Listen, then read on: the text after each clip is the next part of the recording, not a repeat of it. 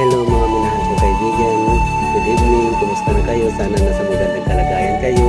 Nandito naman ako mangungulit sa inyo. Magdasal tayo ha. Maraming salamat.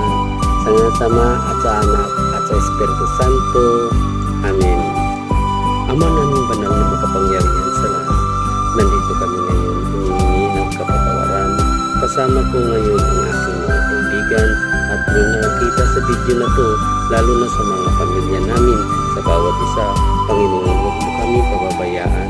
Sa oras at sa mga minuto, lagi mo kami gabayan.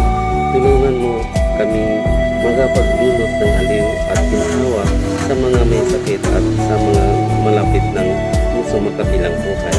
Magapagbigay ng pag-asa sa mga lugar at walang hanap buhay. Maghilom ng sugat ng mga pusong wasak, makikisa sa pagkikilos ng mga